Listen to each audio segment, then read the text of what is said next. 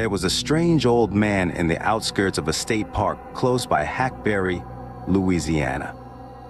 Aside from living close to the woods and trails entrance, nobody knew much about him, except that he was a solo, lonely recluse who rarely ventured into town, and that he was rumored to be possessed or mentally disturbed. He often was just known as Creepy Old Guy, but the older townsfolk knew his real first name as Owen. Not much was known about the older man. He had been alone for 20+ years, since his mother died. With only his big, barking, alert dog, he often would have the television on and beer in hand.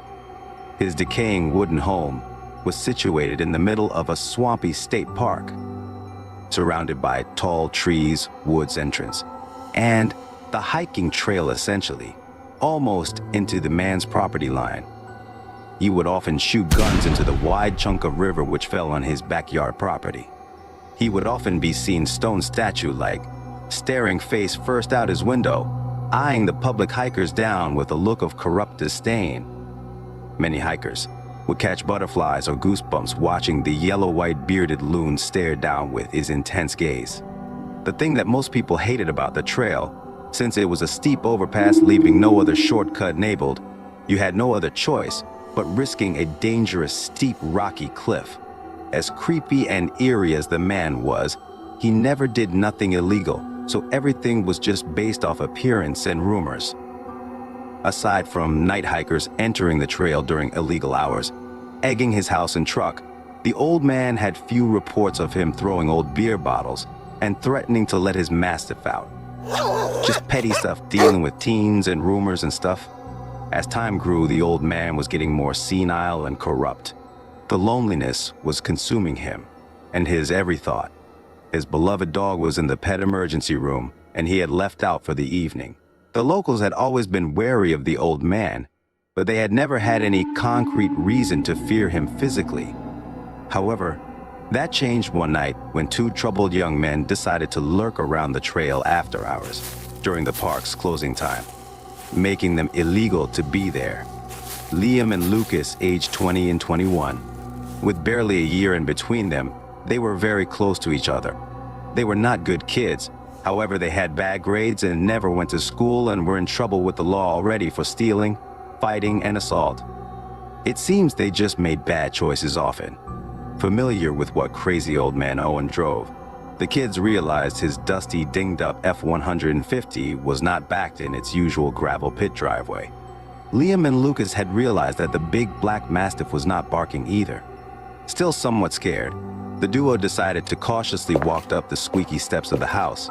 They then agreed they were going to make up an excuse to ask for a glass of water, if confronted, to play it cool. Owen never left his domain all but a handful of times a year.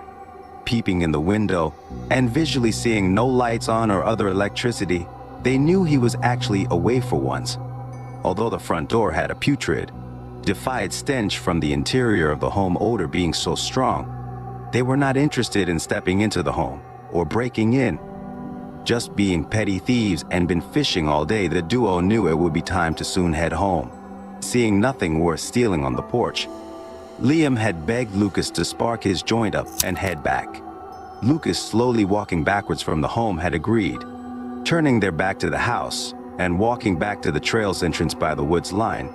The older Lucas was just adamant about just quickly checking the back door of the home, seeing if it was locked. Liam was not pleased to have to continue to convince for his brother to just forget it.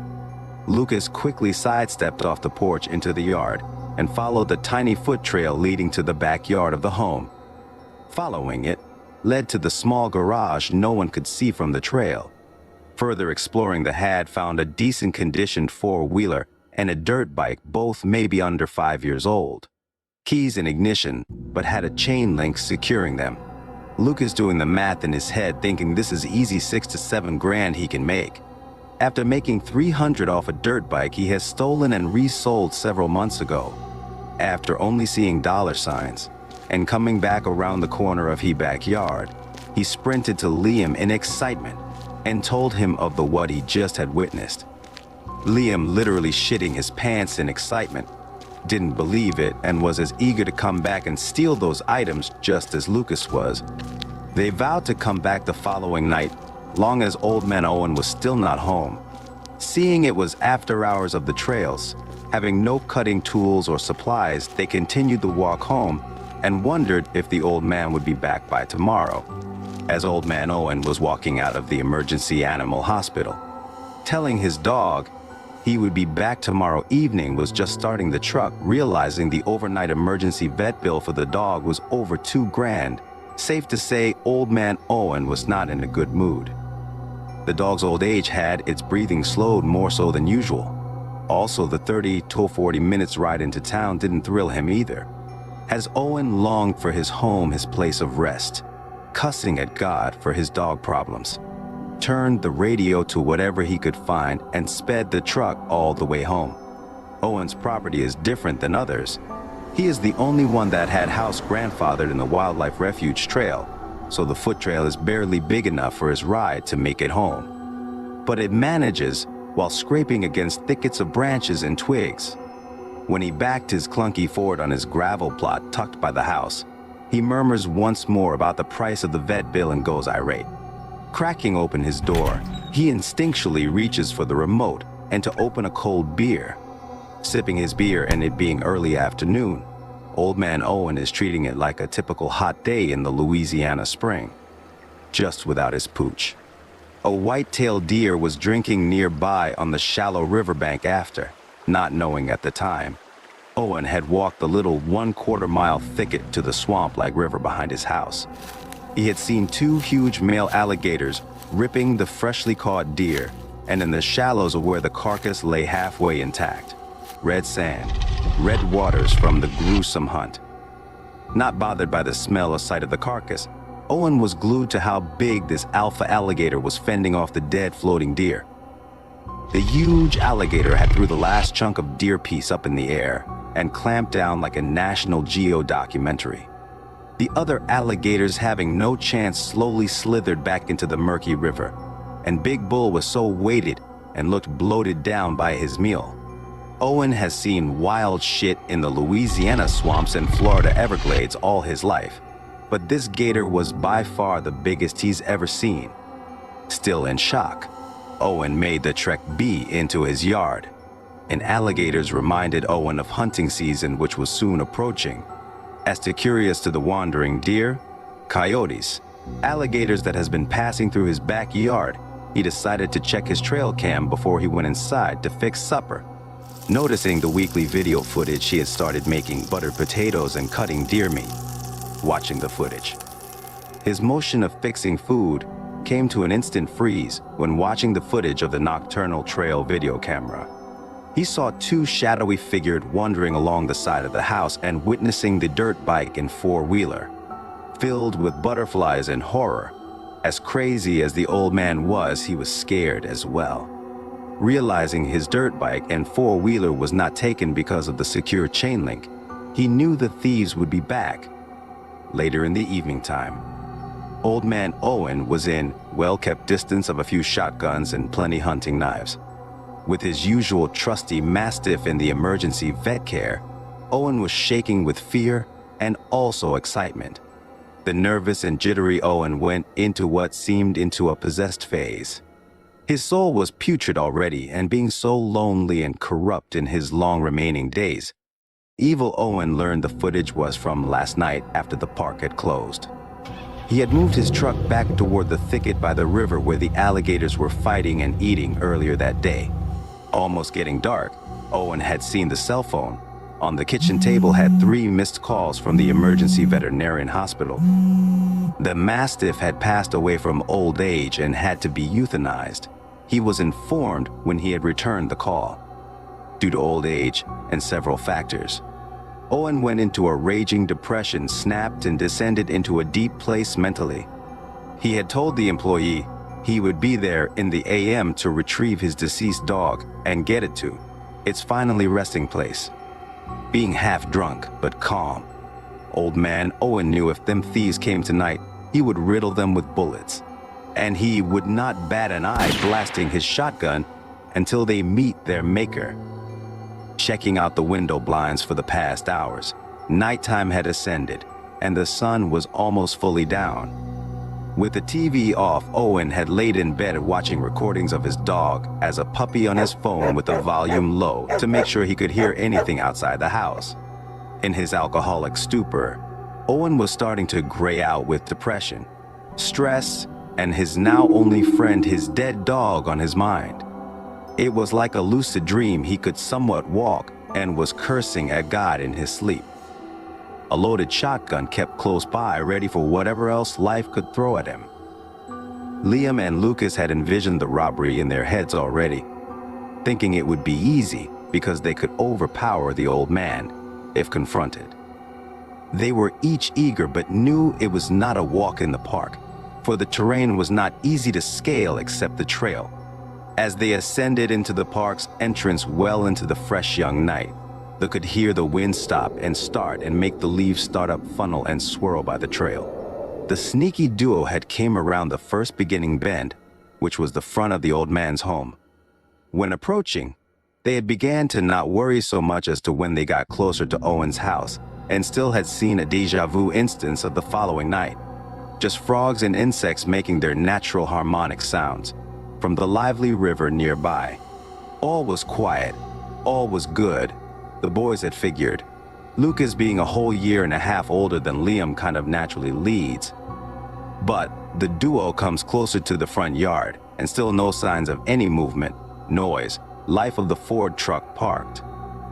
Approaching the steps, the young men were a bit nervous, filled with adrenaline creeping around the side of the house. Liam had stepped on a hard-to-see branch which had cracked. They immediately froze. It was at this point they 99% sure that old man Owen was still not back from the where he had been gone to. The plan was for Liam to use his wire cutters on this chain link, holding the four-wheeler and dirt bike stationary, while Lucas was to be on lookout, and once the chain was cut, they would start the dirt bike and four-wheeler essentially take off into the midst of the night like Ichabod Crane. So it goes. Liam was staring to use the wire cutters, but the chain link was not easy at all to pierce and cut. Realizing it was a more time-consuming than expected, but at a fast pace, all is going as planned with the thieving. The first chain link was moments away from being snipped. Liam was almost done with, rushing while trying to be delicate to not be too loud. Old man Owen had woken up hearing the cutting sound of big shears on a chain cutting noise, essentially not too far from Owen's bedroom, thinking at first it was some nighttime animal, but did not know exactly the situation until he had gotten up to come down the hall and look out the window. Shocked and pumping with adrenaline, realizing it was the shadowy duo dressed in masked up black head to toe, Owen had crept over to his shotgun in his buzzed mind, grabbed it, and had put on a black coat of his own. Hurrying before the thieves got away, Owen glanced out the same window once more before tiptoeing down the steps. Armed with his trusted 12-gauge, lunatic Owen was ready. By the front door, Owen was creeping, essentially planning to quietly open his door and sneak behind the robbers. Watching the robbers almost complete the mission, they were making some noise, buying the old loon some stealth, what looked to be his dirt bike being wheeled around for its departure. Old man Owen was laughing deep inside with a heinous hatred, because he knew with his dog passed, the thieves gave him the excuse to act out. He was thinking, always being a loner taking loss after loss, this was it. Tired with life, snuck directly behind Liam and Lucas, not knowing exactly how to confront them. Hands up, he said. Lucas being a bit further back, then Liam had then been so scared that he had vanished into the woods like a bat out of hell. However, Liam was not so lucky, trying to apologize and make excuse for why they were there in the first place. Sweating bullets and scared he was under the gun barrel pointing at him about a foot or so away. Total adrenaline rushing, being so startled. He then went to continue talking how sorry he was and would never come back. Crazy old Owen had made him walk a quarter-mile into the thicket on the riverbank. Both Owen and Liam were starting to cry. He could sense something was off with this old man. After reaching the riverbank, Owen had came to the realization of his dog not coming back. and the demons took over, he had lost the ineptitude to control his feelings and actions. Liam had turned around after they had gotten to the water, see the barrel of a huge shotgun pointing at his chest. Crying and screaming, Liam was yelling, "Please, sir, I am sorry." I was just before he could even finish the sentence. Old Loon Owen had pulled the trigger, dropping Liam by the river bank. As the blood trailed into the river, the old man replied with, "Shouldn't have been trying to steal from me, you punk ass," crying himself into a demonic rage. Lucas was sprinting into the dark woods trail, hearing the gun blast, knew it was not good and was scared for his brother's life. He was without a phone since they didn't want to be tracked. And after the trail had ended back to the main road, he was to call the police at the first house he could knock on the door. Minutes later, he had frantically asked to borrow an outside dog walker's phone. The dog walker, not knowing what was going on, agreed upon the duress Lucas was in. It was pitch black. During this time, Liam's blood had slipped into the river, turning it a dark red color, and a foul odor had emitted. That big bull crocodile had passed about a mile down the river and slowly lunged himself into the water. Lucas had instantly called 911 to report the incident. The town was not big, so the local sheriff was coming across the parish and was there in about 20 minutes. Being guided by the frantic Lucas into the pitch-dark trail, with the authorities wearing flashlights and not knowing the trail, they had left the ride parked by the entrance to the trail.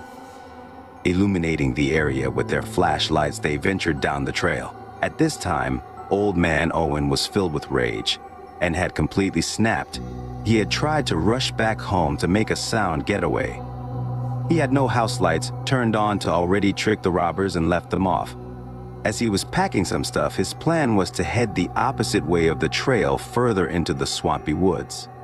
He had good skills in surviving off the land and planned to do. At this time, the authorities were closing in on Owen's house as Lucas was guiding them in fear for what they would discover and worried about his brother's condition. Before Owen could leave, he knew he could not move fast like his younger years. Peeking out his window, he had seen in the distance a small group with flashlights. He had entered the thought of being in paradise with his dog. Realizing he did not have time to hide the body, he was essentially done for. He cocked his shotgun one last time and aimed it at himself right on the same couch he watches TV with his trusted dog. Not knowing essentially what was going on, the police and Liam was getting close to the old man's creepy house. Owen had murmured to himself, "We will soon meet again, old friend." Moments later, a loud gunshot was heard.